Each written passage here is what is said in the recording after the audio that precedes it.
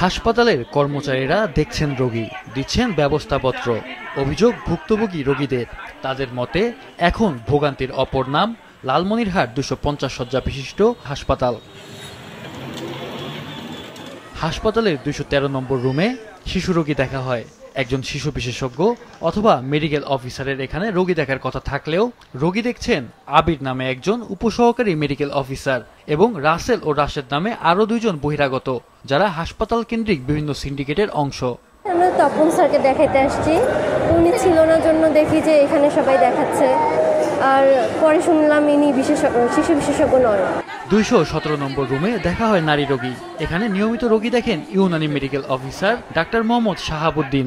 তিনি 4 দিনের ছুটিতে থাকায় ওই রুমে রোগী দেখছেন কম্পাউন্ডার বুলবুল আহমেদ ও 4র্থ শ্রেণীর কর্মচারী সাইফুল ইসলাম। তারা অন্য চিকিৎসকের ওষুধের নাম লেখা সিল ব্যবহার করছেন। তারা আজকে ডাক্তারি দেখতেছি বসছে, ওরা আগে ওষুধ দিত কর্মচারী, ওরা আজকে প্রেসক্রিপশন লিখিয়ে ওষুধ দিতেছে। বসুন্ধরা টিস্যু, অশুদ্ধতার বিরুদ্ধে এক বিন্দুও ছাড় নয়। আসল ডাক্তার যে সে নাই, কর্মচারীরা দেখবেন না, তা নতুন আমরা সিরিয়াল ধরে যাইতেছি, তাও আমাকে দিতেছে না।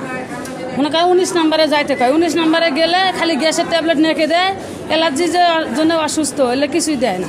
এছাড়াও রোগীদের অভিযোগ, হাসপাতালের প্যাথোলজি বিভাগে পরীক্ষা নিরীক্ষার জন্য নির্ধারিত ফি জমা দিয়েও রিপোর্ট দেওয়ার সময় অতিরিক্ত টাকা আদায় করছেন দায়িত্বরতরা। রিসিপ্ট জমা নিয়ে আমাকে বলতেছে এখানে 30 টাকা দেন। তা আমি বলছি যে কিসের টাকা? কয় এটা দিতে হবে, না দিলে আপনার জমা নিব না, মানে আমাদেরকে হুমকি দেয়। তারপর আমি যখন দিতে চাচ্ছি না, উনি আমার রিসিপ্টে জমা নেয় না। তারপর টাকা দিছি, তারপর রিসিপ্ট প্রতিটা রুগীর কাছ থেকে আমাদের কাছ থেকে 30 থেকে 50 টাকা করে নিচ্ছে। আর এক্সরে রুমে সেম অবস্থা। রুগীদেরকে বললে আমরা বলি যে আপনি কাজটা আমরা কষ্ট করে করে গেলে রেডিশন পাওয়া এটা খাই, আমাদেরকে চাপ কর 20 টাকা 30 টাকা দেন, এই কথা আমরা বললে চাই না। যদি খুশি হয়ে দেন দেন, এই কথা আমি আবার বলি। ওখানে অন্য কোনো কর্মচারী ওষুধ লিখতেছে কিনা সেটা আমি অবগত নই। ওখানে যদি কেউ অতিরিক্ত ফি নিয়ে থাকে, সেটা সুনির্দিষ্ট কোনো অভিযোগ থাকলে আপনারা তার মাধ্যমে জানান, আমরা অবশ্যই ব্যবস্থা নেব। শিশু বিশেষজ্ঞ একজন, আমার সার্জারি বিশেষজ্ঞ একজন।